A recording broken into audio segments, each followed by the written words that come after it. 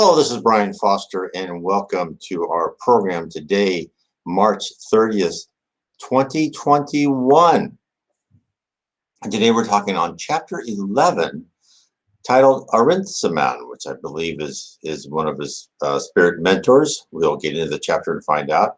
Should be very interesting. Before I begin, please subscribe, hit the bell, hit the like button. It will certainly help the algorithm and help spread Spiritism and the knowledge of the spirit realm far and wide. So let's recap very quickly. The spirit Franchezzo, who died in the late 19th century, and the medium was a Farnese. He died. He was a very educated person. He really didn't believe in any religion. He was raised a Catholic, saw too much, thought they were very hypocritical. But then he took advantage of people, but then he met this woman who he truly loved and just idolized and thought that she was all that is good. And then he died very early. And that was just crushing to him. And he went to the lower zone, and because he wasn't that nice of a person. He was very severe, like all of us, not all of us, but some of us have been. I know I have been.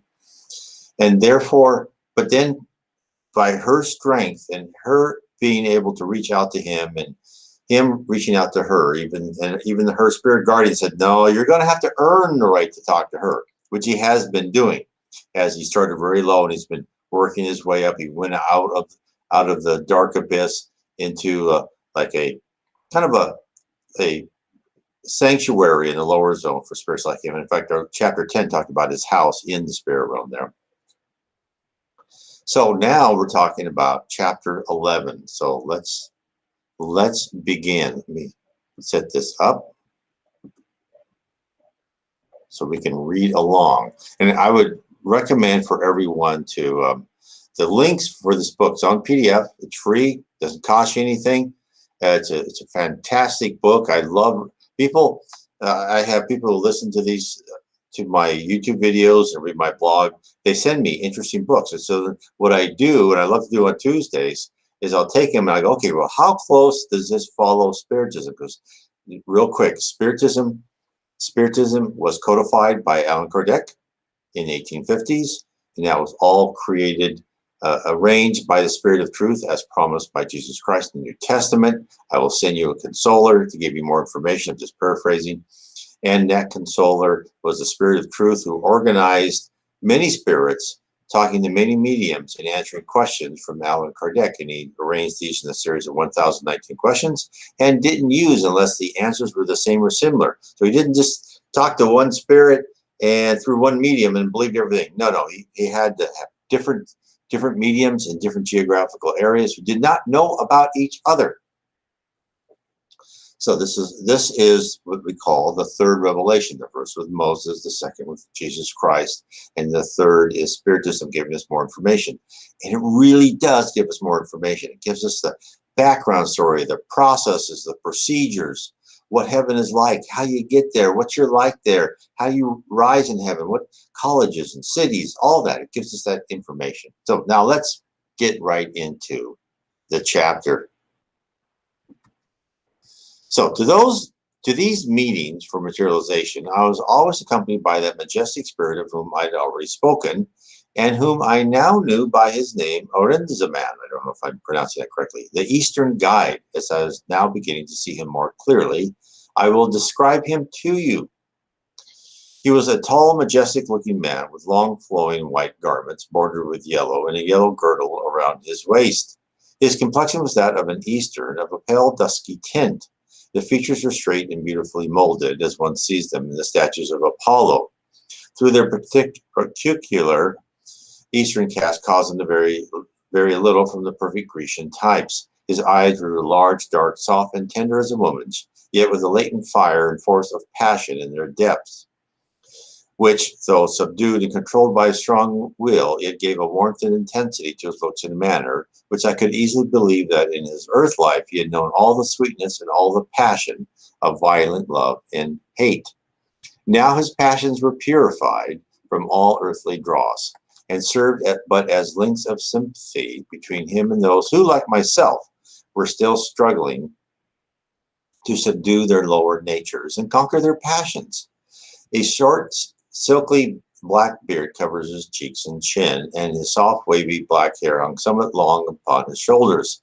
His figure, though tall and powerful, had all the litheness and supple grace of his Eastern race, for so marked are the types of each race that even the spirit bearer is still the impress of its earthly nationality, although centuries had passed since Ahrinziman had left the earthly body. But he still retained all the peculiarities which distinguish the Eastern from the Western people. So let's talk about that for a second. So Ahrinziman may have been, looks like he was pretty, helpful in this life. So let's read this other paragraph before I go into kind of the background story, what I think may have influenced him. The spirit was strangely like an earthly mortal man, yet so unlike in that peculiar, dazzling brightness of form and feature which no words can ever paint nor pen describe. That strange and wonderful ethereality, and yet distinct tangibility, which only those who've seen the spirit of the higher spheres can truly understand. In his earth life, he had been a deep student of the occult sciences, and since his entry in the spirit world, he had expanded and increased his knowledge, till to me it seemed there was no limit to his powers. Like myself, of a warm and passive nature, he had learned during the long years of spirit life to overcome and subdue all his passions, till now he stood upon a pinnacle of power, whence he stooped down ever to draw up strugglers like myself, whom his sympathy and ready understanding of our weaknesses made ready to receive his help, while one who had never himself fallen would have spoken to us in vain. So let's discuss that for a bit.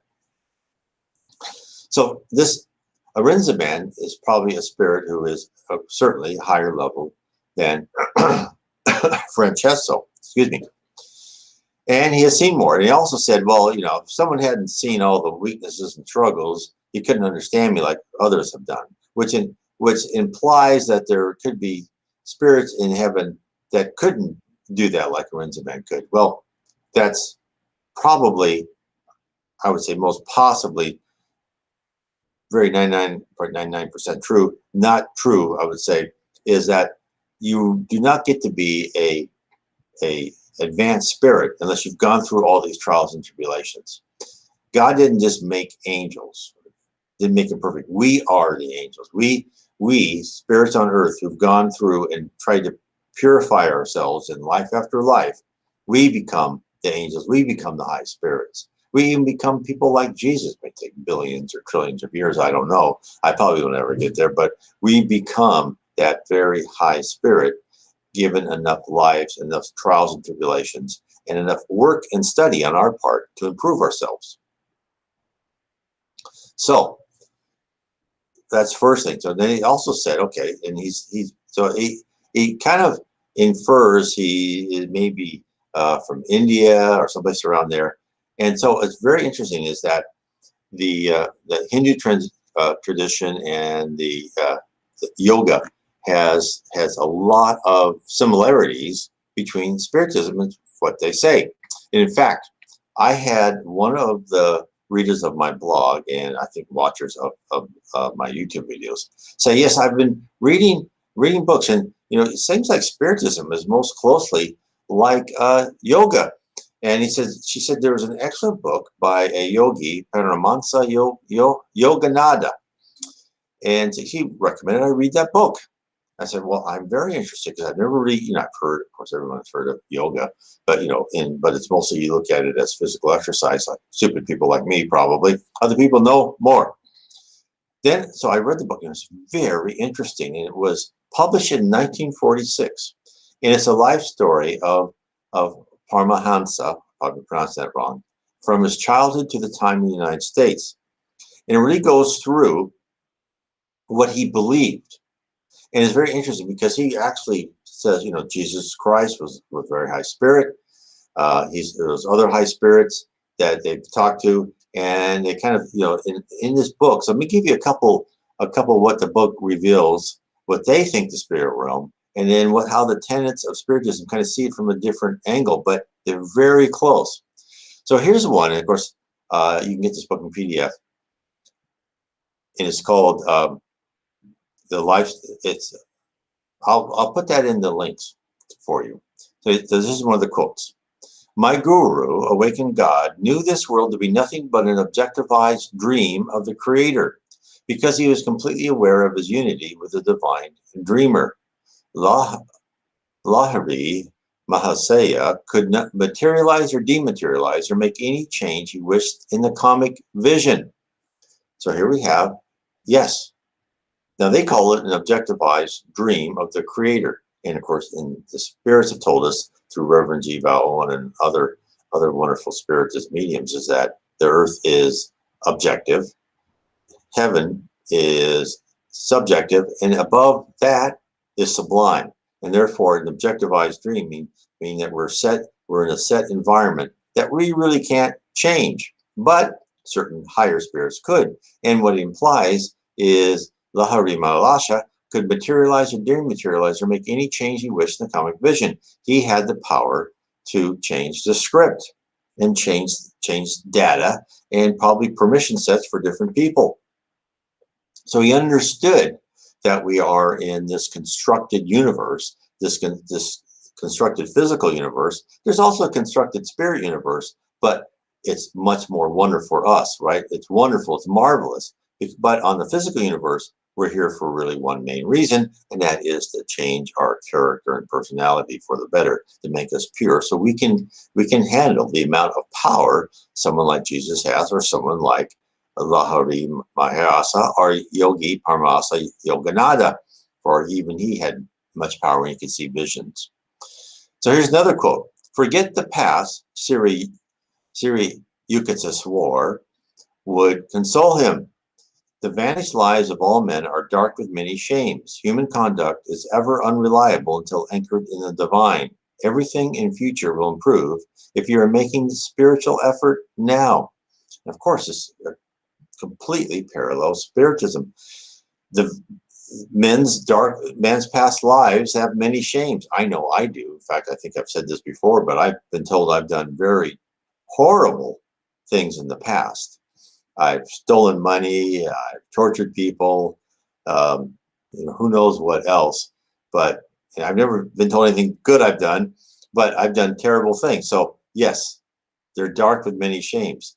And it's human conduct is ever unreliable until anchored in the divine. And so what they're saying is, he doesn't use these words, but I'm going to interpret the way I want to, is until we correspond everything we do with our conscience, and we filter it through our conscience, say, okay, should I do A or B? Well, no, B is a little bit iffy. It kind of violates my conscience. I may not make as much money or be as successful with A, but I know B is not correct. So I'll go A, right? That's what you need to do. That's how you need to train and rewire your brain, because that's why you're here on earth, is you're here to rewire your brain. It's to rip out your primitive emotions and then replace them with advanced emotions, love, charity, fraternity, and honesty. So here's another quote from this book. And this is all on yoga. Conserve your powers. Be like the capricious ocean, absorbing all within the tributary rivers of the senses. Small yearnings are openings in the reservoir of your inner peace, permitting healing waters to be wasted in the desert soil of materialism. The forceful activating impulse of wrong desire is the greatest enemy to the happiness of man. Roam in the world as a lion of self-control. See that the frogs of weaknesses don't kick you around. Again, this is exactly what Spiritism says. They keep saying, prune your desires. And then when you prune a tree or a bush or whatever, it comes back stronger. You don't need that much. And of course, he's saying is, don't waste your time on materialism. Now, we all know you need to have some materialism. You need to have a roof over your head. You need to get a job. You need to take care of your family. But what you don't need is, you don't need to work 20 hours a day. You don't need to step over other people to make that. You don't need to treat other people unfairly. You don't need to be like I was, a middle management suck up, who, when they told you to fire 10% of the people that work for you, did it, although reluctantly. That's when I knew that I can't take this anymore. That's just horrible behavior. That was kind of the straw that broke the camel's back for me. I had to do other things that I didn't like. following the corporate thing. So so you can prove how ruthless you are and how you can make more money for the company, who these people didn't deserve the money anyway, but whatever. That's the way the game is played. And of course, this is, they say, Rome in the world as a line of self-control. Now, I'm still working on that. I'm still have bad control sometimes, and I'm still working on my not being too materialistic. So this is not something we're just going to change in a second. This is something we're going to have to work on over a long period of time. So let me go another one, because this is very interesting on from this book. So Nasir Yukastar, who was this yogi's mentor. This is next thing he said. He says, directed the study of his own disciples by the same intensive method of one-pointedness. He said, wisdom is not assimilated with the eyes, but with the atoms. When your conviction of a truth is not merely in your brain, but in your being, you may diffidently vouch for its meaning.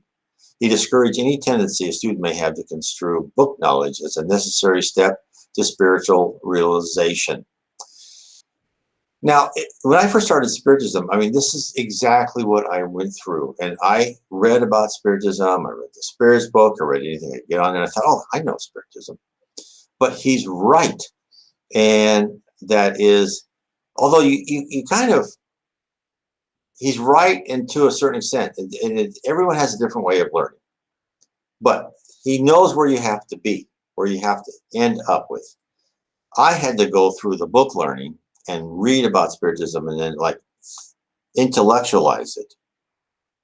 But then as I intellectualized it and I kept reading over and over, and then I started letting it absorb into my body and actually kind of change my personality and made me understand that, that bum on the corner who's begging for money, even though he's probably begging for more drugs, I should still feel sorry for him. I shouldn't just say, right?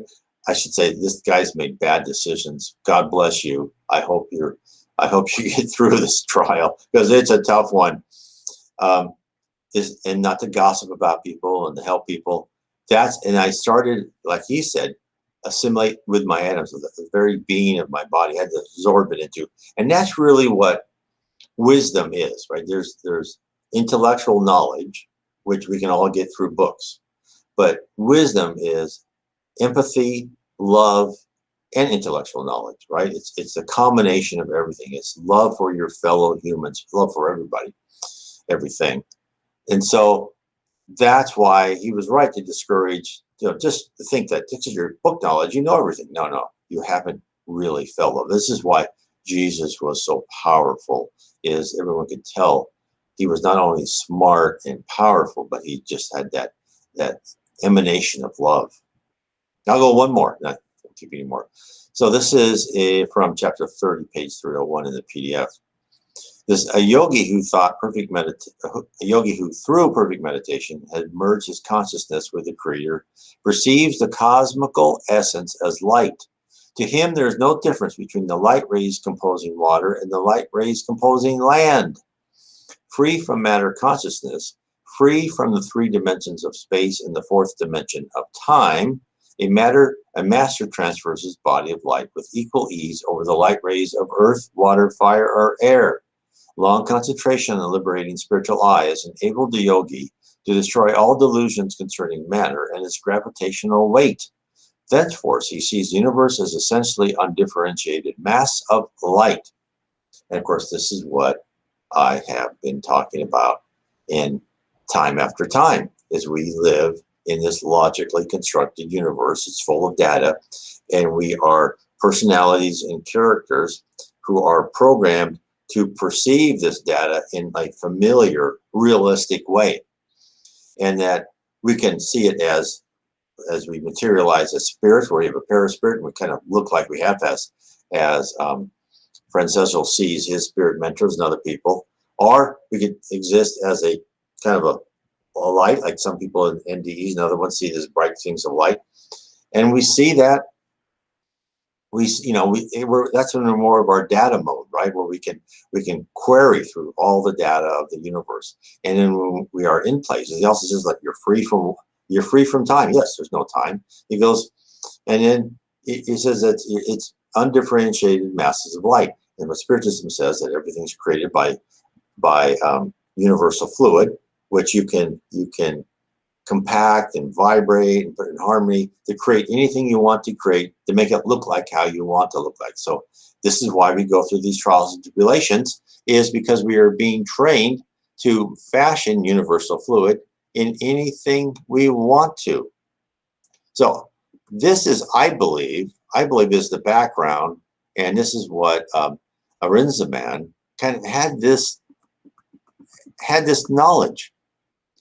And therefore, he probably had this knowledge. I don't know how well he had it in his previous life, but he probably had it so then he learned so much more when he went to the spirit world. He goes, yes, everything is just light, which I would say it's more of a data and logical representation that you as a personality or character has the ability to interpret in many different ways, right? Now, you can do it almost automatically through your eyes. So if you want to see just the data and you go through the data, you can follow the data. You can, for instance, if you wanted to see a history, let's say Anthony and Cleopatra, you could follow the data and then you could like be right in the middle and see everything they did, every thought they had, all of the thoughts of people around them, because everything is recorded in the spirit world. Or you could just go there and not appear or be that way and just kind of read the data. It's how you want to interpret it. It's like it's as if you had the logical representation in a database of the Mona Lisa, and then you say, no, I want to see the picture. I don't want to just see what the pixels are and how they would be arranged on the screen. I want to see the picture, the picture would come up and be there. Or like a flower. Okay, I know this is the data representative of a flower, but what does it look like? And it would appear, you could touch the petals and it would smell. That's how real it would be. Now, in this physical world, we don't know it, but it's even more real because it's objective. It means that we cannot change that petal. We cannot change that flower if our mind says, no, I want that petal to be blue instead of white. And I want it to smell a little bit different. You can't do that on Earth. It is what it is. And that's why they say this is objectivized view. So it just shows you how different philosophies and religions have figured this out. Yet Spiritism really kind of gives us more meat. It kind of gives us more explanation. So let me continue on. With all his gentleness, wait, before I do that, I want to say that everything that Yogi said, I want to show that I've been working on this book that should be out within about another week or so, in at least Kindle format, and then we'll be on. It's called The Spirit Realm. Spiritism has revealed the reality of our existence. Where I bring all the information from different books and from my other 14 books I've written. And I really say, what is the spirit realm? How is it organized? What is the spiritual universe? What is the physical universe? What are spirits? How we grow spirits? It goes through everything. And I believe this is something that can really introduce all of this for you. So I want to give you that little hint. Okay, let me get this back here so I can keep reading the book. There we go.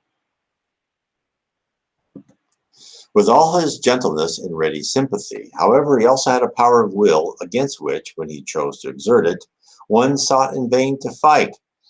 And of course, this is a typical higher spirit. You're a higher spirit because you've got more faith. You have more faith, it's because your willpower is just like a diamond, right? And a lower spirit has no chance. It's like an adult fighting a 5-year-old.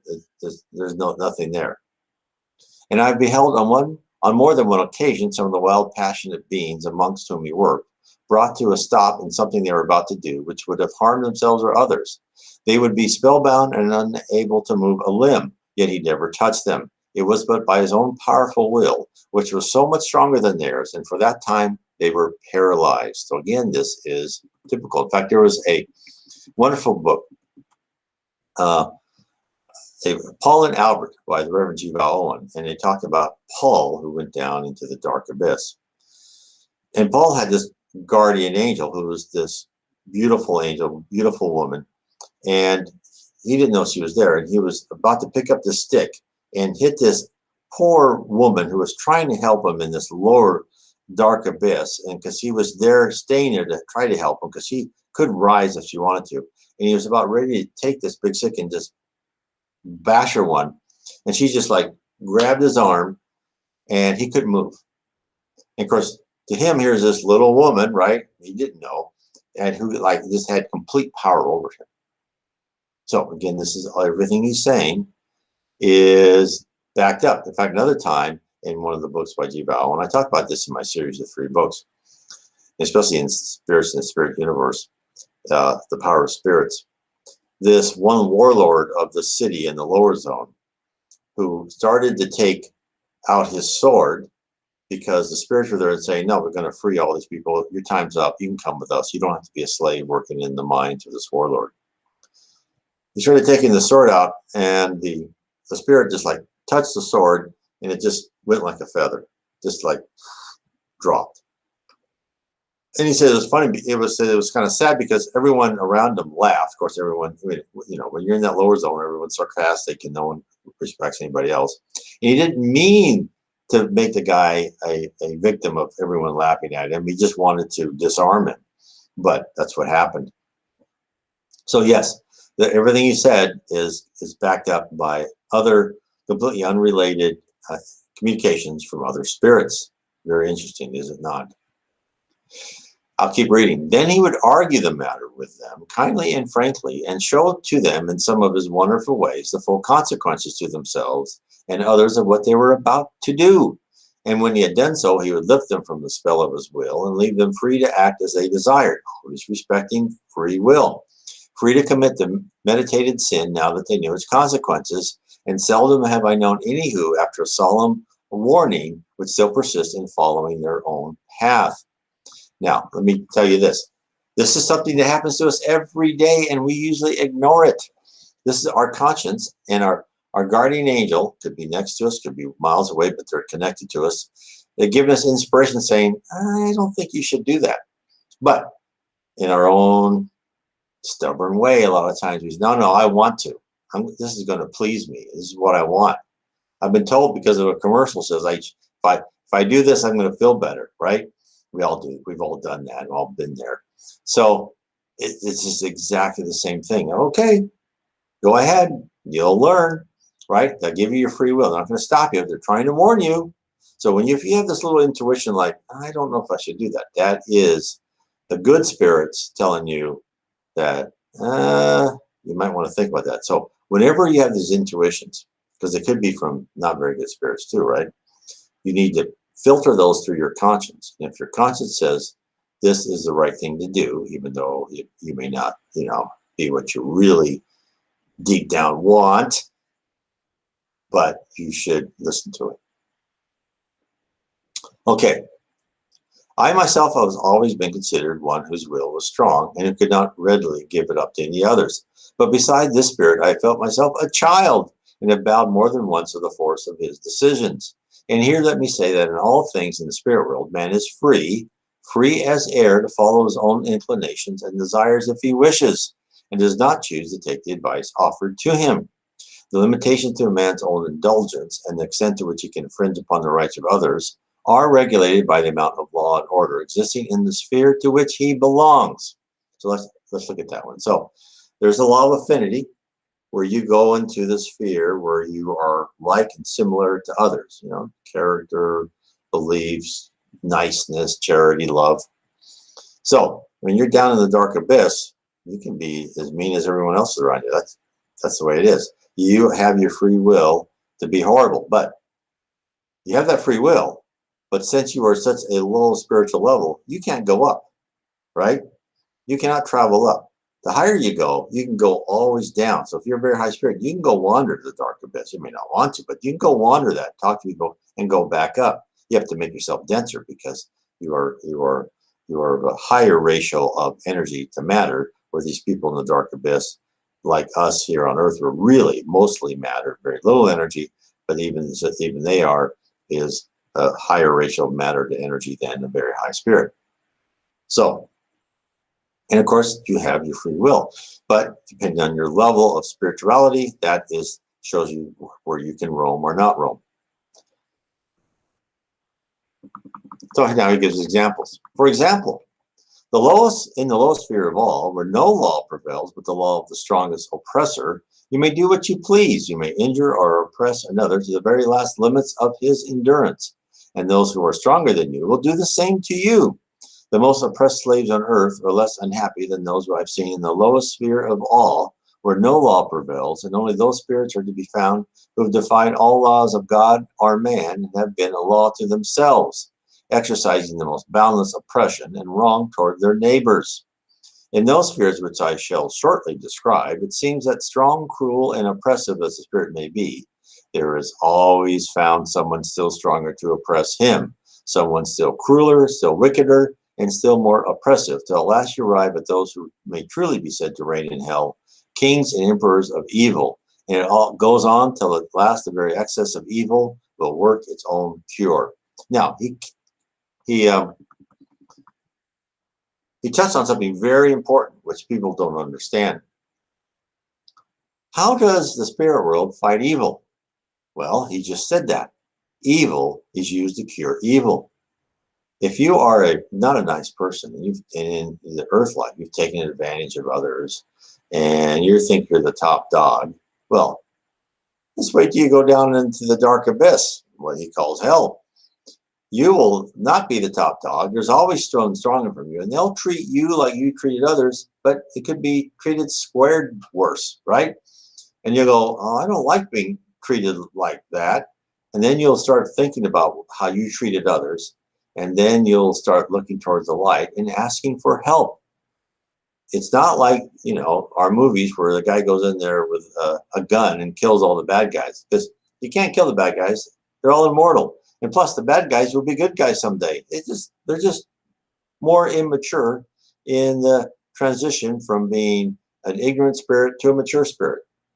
Now, you have to look at that on earth, too. So when you see these people, you just have to think, oh, they're immature. They don't understand how much nicer it is to be good. And they don't understand where they're going to go after they lose their physical body, because it's not going to be a good place. Whereas other people who've tried, don't have to be perfect, we will go to heaven and it will be a wonderful place. Let me carry on. The worst and most tyrannical will long for some other state of things, some laws to restrain, some power to control, and that feeling will be the first step, the first desire for a better life, which will give the Brothers of Hope, that's the organization he belongs to, sent to work in those dark spheres, this little loophole through which to give the idea of improvement and the hope that it is still possible for them. Because a lot of them down in the depths of hell think they're in there forever. That's they let that be as part of their punishment. They're not. When they change, they get to rise. As the spirit progresses upwards, there will be found in each circle of the ladder of progress an increased degree of law and order prevailing, to which he will readily conform himself, as he expects others to conform where the laws affect him. The perfect observance of the highest moral law is found only in the highest spheres, but there are many degrees of observance, and he who respects the right of others will find his rights respected, while he who tramples upon his neighbor will in turn be trampled upon by the stronger ones. He nailed that perfectly. That's the way it works. And that's also why in this period right now we live in, which is a very interesting period, things are happening that are amazing, right? There are prophets prophesying things are going to happen that seem fantastic. That's because we are transitioning from a world of atonement, meaning that we are on earth to go through certain trials and tribulations, to learn from our past misdeeds or past wrongs.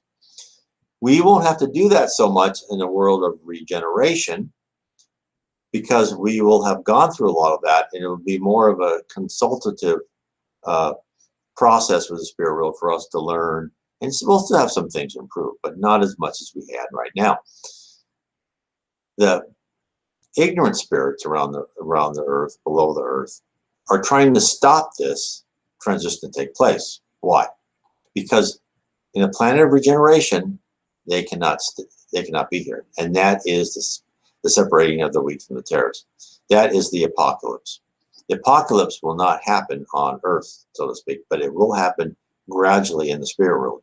As these people refuse to improve themselves, when they pass over from the physical life back to the spirit life, they go, oh, no, look, we're kind of calling out, getting rid of people in this dark abyss, the lower zone. You're going to go to another planet.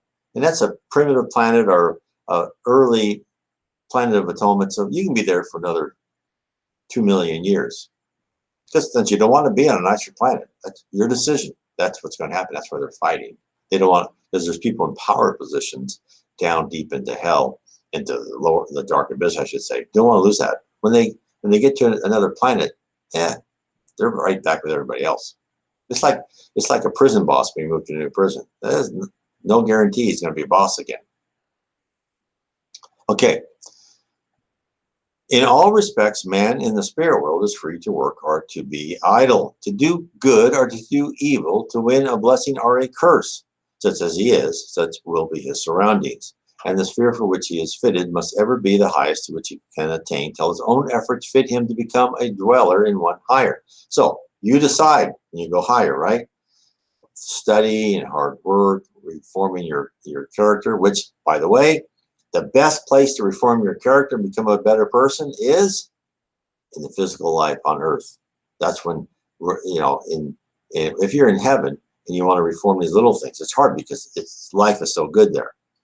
And so you really need the stimuli to come in there and really do the work on rewiring your character. Thus, the good need no protection against evil in the spirit world. Their own different states place an insurmountable barrier between them. Those above can always descend at will to visit or help those below. But between them and the lower spirits, there is a great gulf in that the lower ones cannot pass. Only upon your earth or on other planets where material life exists can there be the mixture of good and evil influences with almost equal power. I say almost equal, since even on earth the good have the greater power, unless man shuts himself out from their aid by the indulgence of his lower passions. In the days of old, when men's hearts were as simple as little children, the spirit world lay close at the doors, and they knew it not. But now men have drifted far from it, and are like mariners upon a raft, who are seeking now again through fog and mist to find it. Kind pilots of the spirit world are striving to guide and help them to reach that radiant land, that they may bring back a bright store of hope and light for the weary strugglers upon the earth. And that is, and then our next Tuesday we'll go to chapter 12, which is my second death. So I hope that was interesting to people. And please hit the bell and hit the like button. That really helps the algorithm. And please subscribe. And then if you want to know more, I will put links down in the description of this to my website, my blog, nwspiritism.com, and there you can listen to the Spirits book. I have that in audio version. I also have it here on YouTube and BitChute and Rumble. And I have the audio version there too. Also have it, you can download the MP3 file or the MP4A file, I think it's called, where it's like an auditable file, which you can save your spot, chapters you're on, and listen to the whole book. So I've narrated the Spirits book. I would also recommend you read it. You can get it in PDF. You can also click on the picture of Alan Kardec on my blog. It's on the right-hand side, and it will take you to the FEB site where you can order that book. It's actually cheaper there than Amazon, but you don't need to pay for anything because you can get it in PDF again, as I said. And then if you really want to know more about heaven, I suggest you look for this book that's going to come out. Pretty soon I will announce it on my blog. So go to my blog and say,